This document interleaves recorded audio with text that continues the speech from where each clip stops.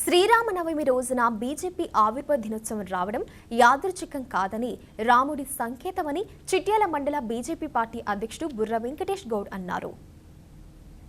జయశంకర్ భూపాలపల్లి జిల్లా చిట్యాల మండల కేంద్రంలో బీజేపీ 45వ ఆవిర్భావ దినోత్సవాన్ని బీజేపీ మండల పార్టీ అధ్యక్షుడు బుర్ర వెంకటేష్ గౌడ్ ఘనంగా నిర్వహించారు.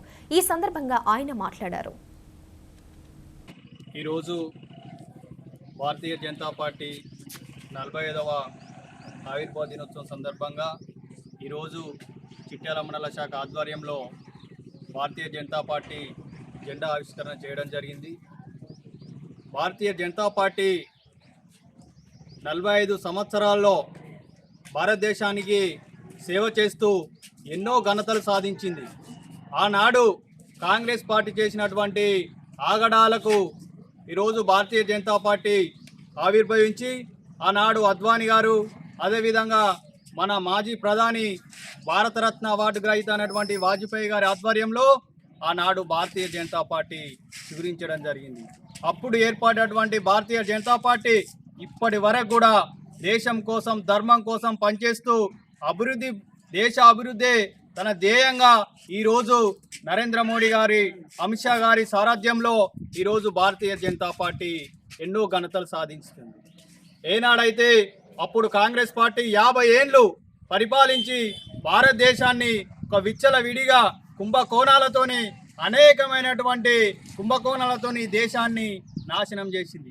దాన్ని ఈ రోజున మన యొక్క అమిత్ షా, నరేంద్ర మోడీ గారి ఆధ్వర్యంలో 370 ఆర్టికల్ అయితేనేమి, సిఏఏ అయితేనేమి, అదేవిధంగా ఈరోజు భారతదేశ వ్యాప్తంగా కూడా అయోధ్య రామ మందిరంలో మన రామ మందిరాన్ని ఎటువంటి గొడవలు లేకుండా మన అయోధ్య రామ మందిరాన్ని నిర్మించుకోవడం జరిగింది.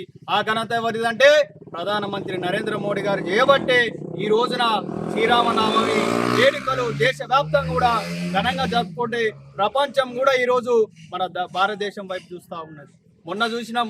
అదేవిధంగా ముస్లింలలో వక్ఫ్ బోర్డు వ్యవస్థ కూడా దేశాన్ని లూడి చేసేటువంటి వక్ఫ్ బోర్డును కూడా మొన్న సవరణ చేసి మనకు భారతదేశ అభివృద్ధి కోసం వాళ్ళు పాటుపడుతున్నారు.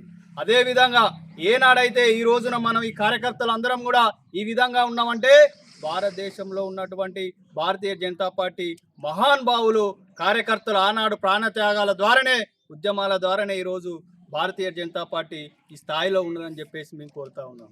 భారతీయ జనతా పార్టీ ఉన్నన్ని రోజులు ఈ దేశ అభివృద్ధి కొనసాగుతూనే ఉంటుంది. ఇంకా 50 ఏళ్ళు కూడా భారతీయ జనతా పార్టీ అధికారంలో రాబోతా ఉన్నది, అధికారంలో ఉంటుంది.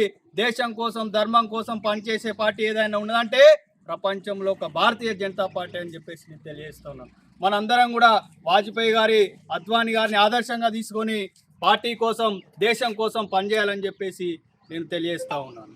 జై బీజేపీ, భారత్ మాతా కీ జై.